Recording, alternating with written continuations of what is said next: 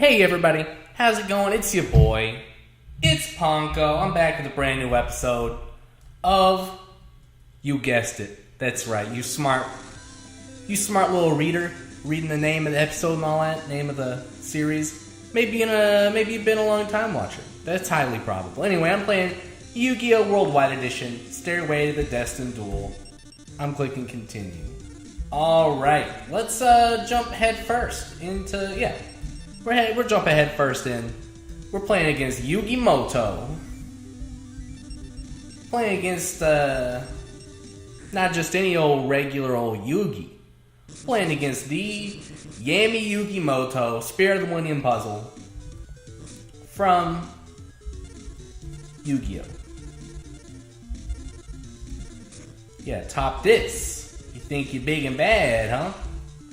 Just wait till he sees what I got next turn. Am I right or am I right? Yeah.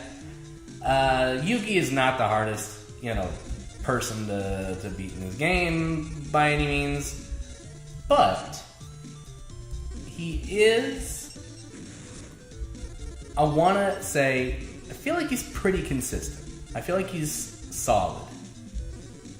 Okay, I'm going to tribute summon, going ahead and hit that face down.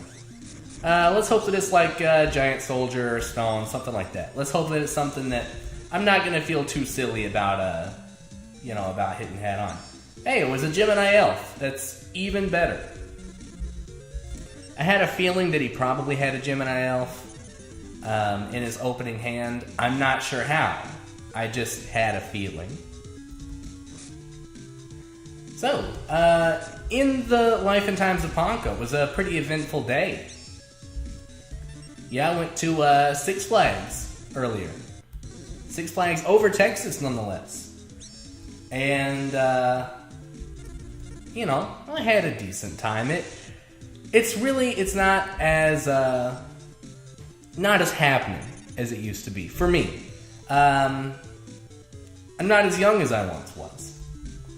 So, I don't mean to say that it's lost some of the charm. This is actually dumb that I summoned Penguin Soldier. But I've got some trap cards, so I'm hoping that he doesn't pull a Regeki and a Harpy's Feather Duster and make me look like a complete idiot. In any case, though, I'm not doing bad in this game. I'm doing well enough that I can continue to talk about Six Flags. So I went to Six Flags. Like I said, it doesn't quite have the same appeal as it did when I was younger. I would be a liar and a fool to indicate otherwise. But it does have some darn good food. I'm kind of a sucker for park food. Not like, the dog park. I ain't looking for none of that fudge. No, I'm talking about some good, old-fashioned... Oh, white magical head, that's pretty. I'm talking about some good old-fashioned park food like you find in a Scarborough Fair. Or obviously Six Flags, because that's what I'm talking about right now. Yeah, I'm kind of a sucker for it, in part because it's stuff that I don't normally have. I'm not really a big, hot dog, corn dog kind of guy IRL. I happen to like bratwurst a little bit better. But you go to the park, you get yourself a turkey leg. And I'm not talking, I'm talking like professionally mass-produced turkey legs. Not like your Thanksgiving turkey legs. Now, these are the kind of turkey legs that you're like, I don't know what the catch is here, but I know there's a catch. I'm eating this, and it's probably horrible. Probably horrible for me, and it is possibly just objectively not even that good.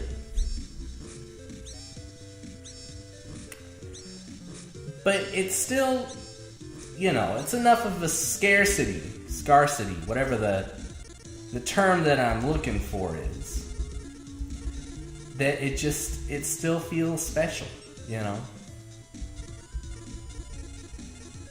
Funnel cakes, I don't understand the hype on funnel cakes. I'm not into my turn there. I still gotta set my Robin Goblin. Yeah, funnel cakes, I don't think I've ever really been a big funnel cake man.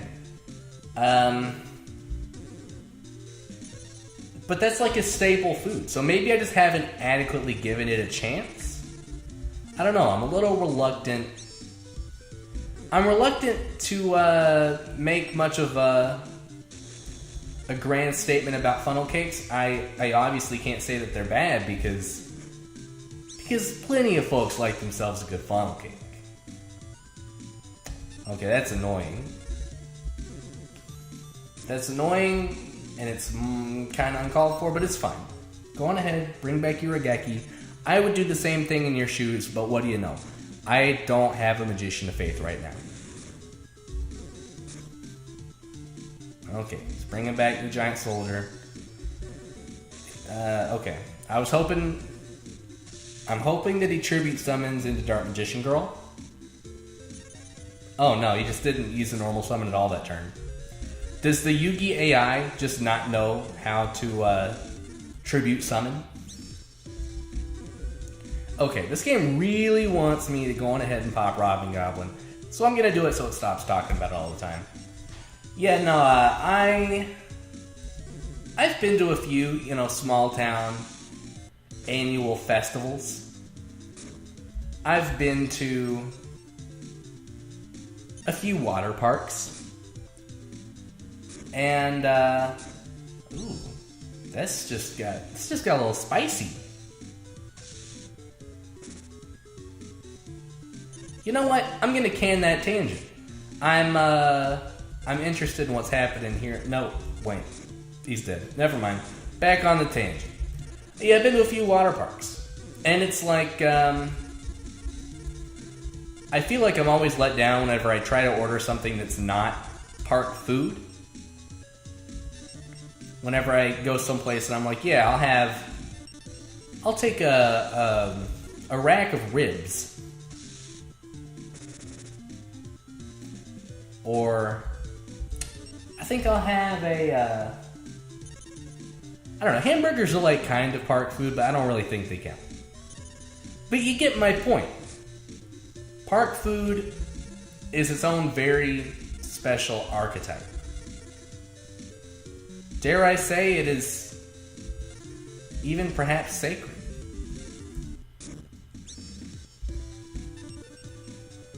Alright, no need to get too crazy. You know what? I am going to attack it with a giant rat. No, it's probably I'm attacking it with a Magician of Black Chaos. Because it's probably, yeah, I got more defense than Giant Rat has attack. I was mulling it over, and I was like, okay, if it's one of his, like, dedicated beat sticks, then I can kill it with Giant Rat. However, if it's something that's not that, if it's perhaps a Magnet Warrior. If it was a Magnet Warrior, I was thinking to myself, I would not be able to get over it with Giant Rat. And therefore I did not try. Also, Robin Goblin, I feel like it pulled its weight that game. The fact that he was not able to do a darned thing. It's just one of the reasons that Robin Goblin is such a cool card. I wish that it was conceivable to play it more frequently. But I understand that it's slow. It's a trap card, so you have to have it set for some time before you can even activate it in the first place. It's slow. It doesn't net you anything when you draw it. You know what? I'm just gonna go ham on Yugi here. I'm just gonna go on ahead and get my 5 wins on Yugi this episode. That's my goal. Knock on wood, I inevitably just cursed myself a little bit. Jinxed myself, what have you, but it's fine. I'm Cyber Harpy. I still don't have Cyber Jar. That's another one of those cards that I thought I was going to get with this deck, that it just didn't pan out.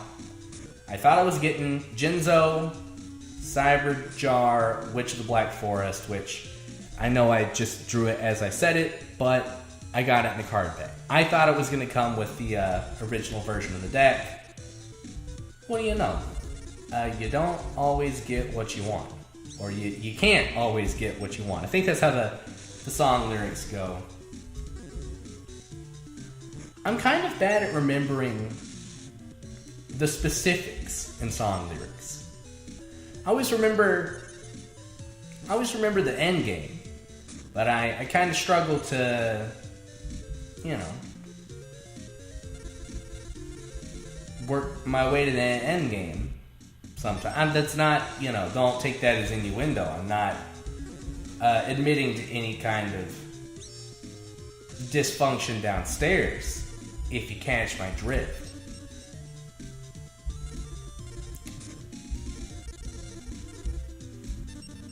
Long pause as I think about, were they gonna take it that way? Not seriously, but jokingly? Or did I just put everyone's mind on that by bringing it up? The fact of the matter is I don't really care. It doesn't really matter whether you are one of those people that takes everything the oddly sexual way or not. But I'm getting too out of hand on this one. I don't feel like putting Goddess of Whim on the board until I have a trap hole or something to back it up. That said, he had trouble getting over Cyber Harpy, so I'm gonna make a little push with Witch of the Black Forest. I don't want to put Giant Soldier of Stone in attack point or an attack position right now on the off chance that he draws into a Gemini Elf. I don't want to invite struggle into my life in that way. I'd rather keep some cards hidden. Although, you know what? Here's what we're doing. He's got no back row. I'm making the push. Okay, so here's the next question. How come Yugi has had so little luck? Here's what we're doing. How come Yugi's had so little luck these past few games? I made the comment that I felt like I think I made this comment. It's a little bit difficult to keep up with things on the fly like this. Anyway, though, I believe that I made the comment. That Yugi was fairly consistent. He's obviously not. He's obviously got some problems, and I think that it boils down to what we saw last game. I think that it's because he still has, and by still I mean he just has. It's not like he's going to take it out anytime soon because he's not a real person. And this game was released in 2003, and it's not like they're going to release a patch to a Game Boy Advance game from 2003. Anyway, Yugi's got multiple ritual monsters in his deck. I think they're clogging up his draws. I think that he's just having a bit of bad luck. But who would I be if I didn't capitalize on that? So we're going in. We're just sweeping Yugi. 4 games, 4 wins. Let's go. This is going to be 4 games within... This is crazy. 4 games in half an episode. This is a record. There are some episodes that are only 4 games. That's all that they get. No. Today we're pushing some boundaries. Alright, let's see what you got. What am I popping? It's a trap. It was Mirror Force. Good call. I could go for the Tribute Summon. I could go Giant Rat into a Tribute Summon next turn, or I could make an aggressive push now, get some immediate card advantage. I think that's what I'm going to aim for. If I was playing a human, this is the part where I'd say, well, I got through his backup plan. Oh, I'm so glad I did that. Doesn't have any spells to bring back. That was the play.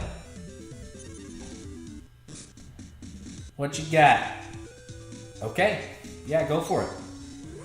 Oh. Okay. Now, this does pose an interesting question because I'm not sure that I have an answer for that immediately. I have an answer for that immediately. Yeah. Sure. I'm going to tribute him. But if you don't think that I'm going to take advantage of the extra 800 damage here, you got another thing coming, buddy.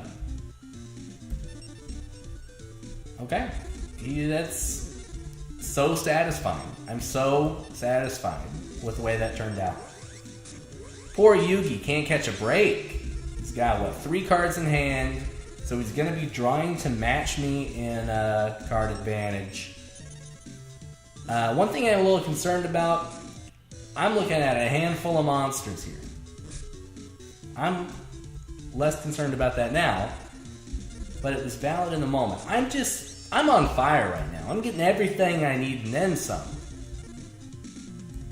Yeah, I'm not doing that. I don't have a death wish. Yeah, see? That's why even whenever, you want to make the big aggressive push, it just pays to be careful.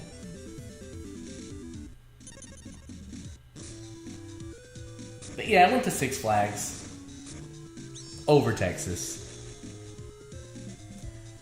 And we went, me being, me and my companions. I don't want to give you too much information here. If you know me in real life, you just ask. If you're, I'm not going to flatter myself enough to indicate that I might have creepy internet followers, but who knows? Maybe someday I will. I don't want to put information out there that I can't take back. So, my companions and I went on the Roaring Rapids ride. I kid you not, 5 times in a row. And after we got off of that ride, I thought, you know what? I'm going to talk about this ride on the next PonQo Plays. Here's why. I said that we did that ride 5 times in a row, and I'm not kidding with you. There was no line. It was, do the ride.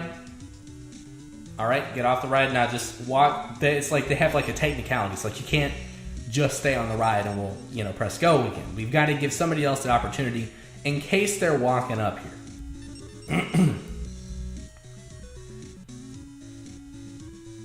Okay, I actually don't know what's going on in the game right now. It's like you've got this technicality. So you have to walk around these stairs.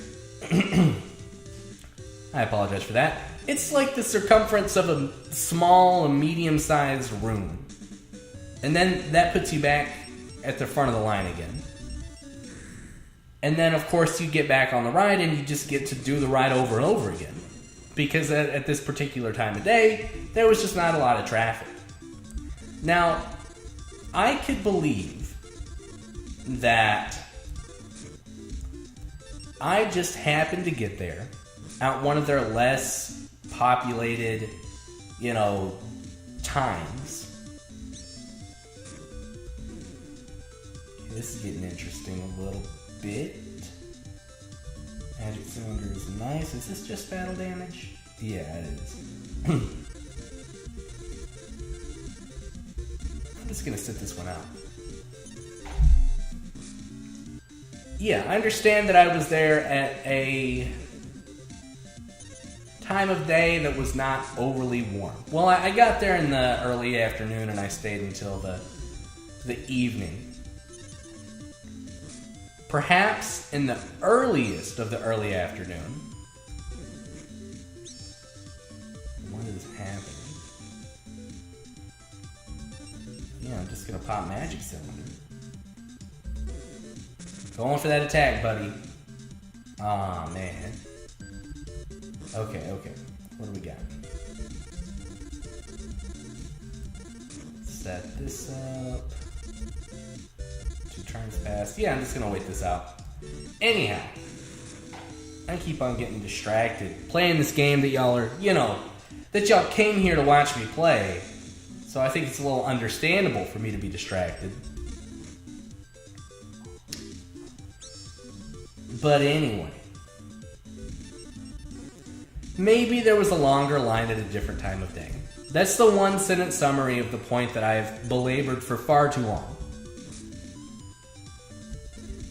Ooh, I'm gonna be a rude dude. You just watch this. Let's go for the flip. 2 names.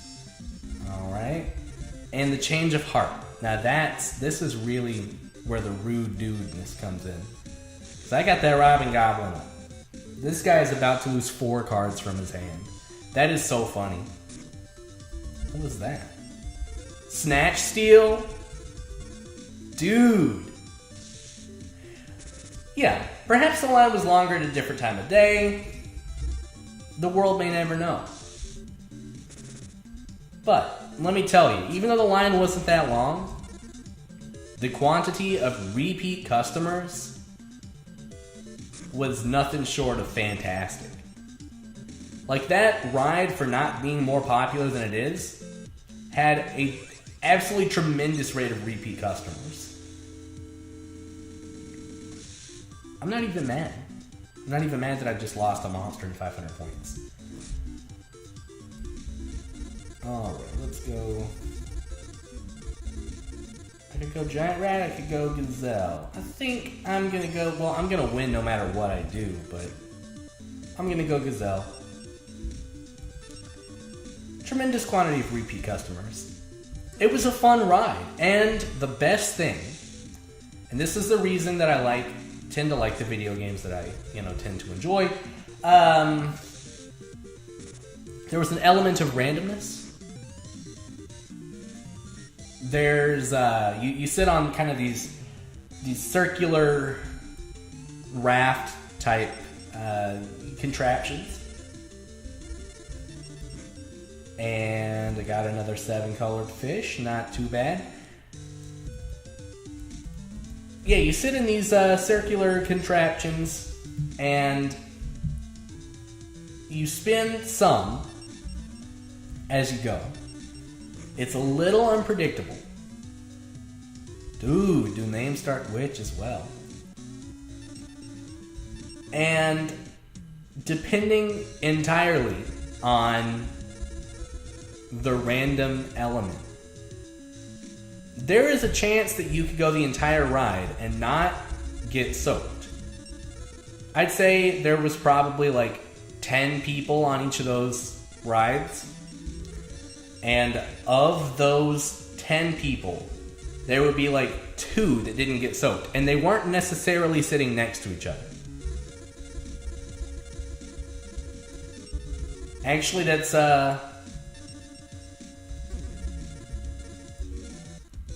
I'm making a fair comparison, because the point that I'm getting to here is that we went through the ride 5 times, as I mentioned before. And yeah, there was only one time that I didn't get soaked. So if there were 10 people and 2 don't, then you got a 1/5. Multiply that times 5, you got almost a certainty that one time that you're there, you're not gonna. I'm getting way too carried away. Here's where I have to decide what card I want to take out. This is the part of the early game that I enjoy, where you suddenly have to decide if you're happy with a bunch of 1800 attack point vanilla monsters. Because right now, I could logically take out Judge Man, Big Shield Gardener, maybe Giant Trunade, because I never really use it right. An 1800 attack point monster, Dark Elf, or Goddess of Whim. Goddess of Whim is the right choice here, but it's a funny card. I like it. So it's out of the running.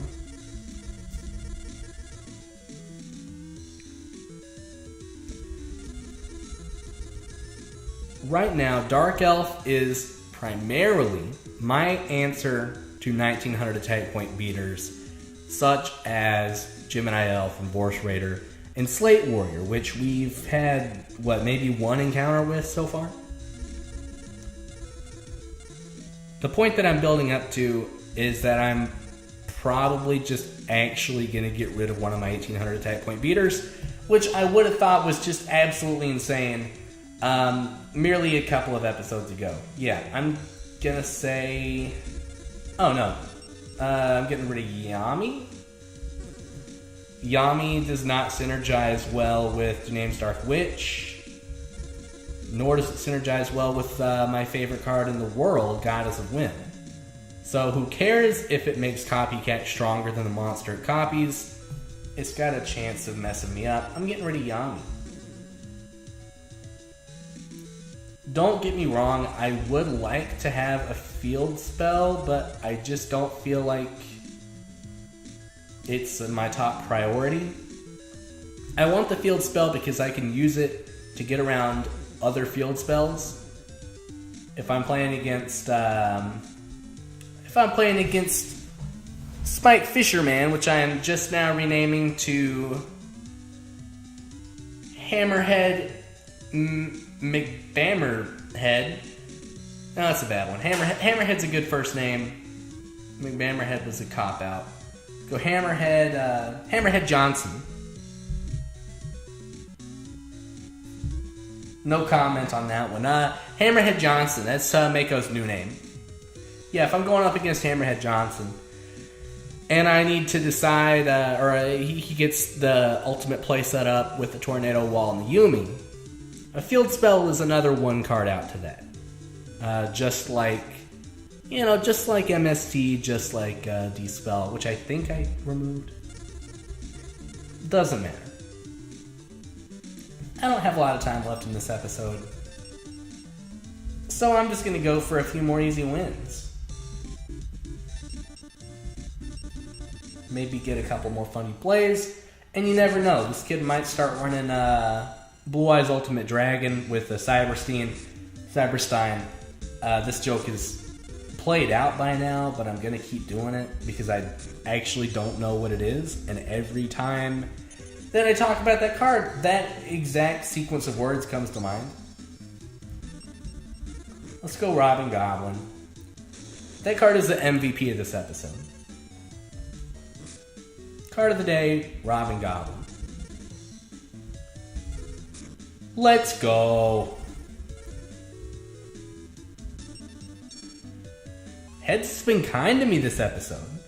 I know that, according to friends, Tails never fails, but I need to think of a catchy saying with heads.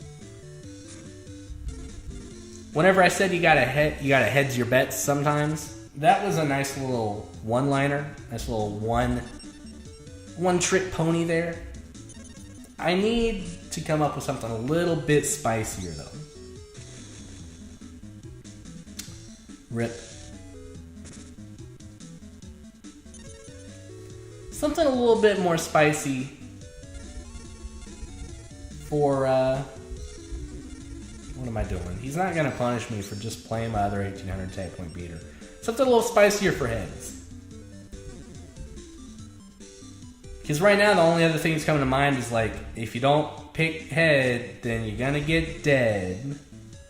And that's never going to catch on. I already hate it, and I just said it. Although I don't hate it as much as I probably should. That's not important.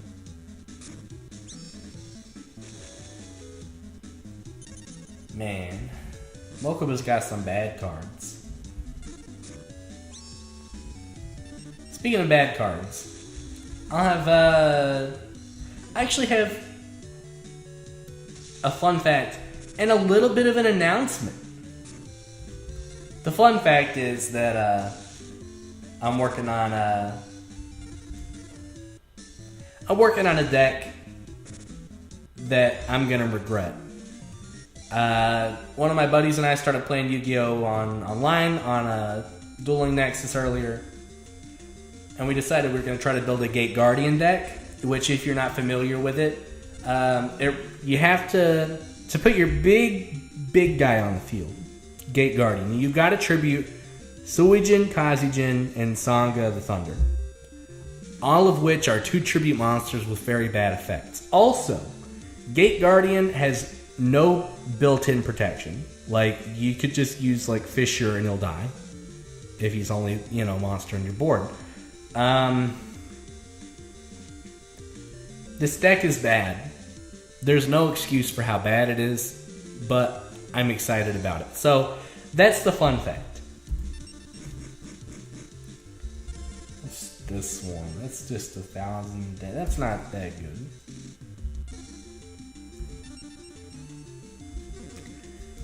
The announcement is that it's looking like I'm going to go halvesies on a box of the new Yu-Gi-Oh set with one of my buddies. And so, who knows? I might video the unboxing, and I might put that on the channel as well. We'll find out. But stay tuned. Alright, that's about enough for this episode. Thanks for tuning in. We had easy wins today. I'm telling you, easy win after easy win. I can't complain. This lets me do a little bit more of what I wanted to do with the series, which was just chat and hang out some. I mean, we had a few episodes at the start where we were struggling. Then we had a few episodes where we were winning, but we didn't deserve it. We had a little bit of story stuff happening with the game. And now we've just kind of hit a little bit of a glide. Don't get me wrong, there's still plenty of cards I'm looking for. And I'm still having no luck with my packs. But, you know what? I said it before, I'll say it again. I'm playing against terrible AI here. I mean, it didn't use Snatch Steal and then Tribute Summon using my monster, so that's one of many examples of how bad this AI is. In any case, thanks for tuning in. I hope you had an enjoyable time, because I know that I did. And that's about all I've got to say. PonQo out.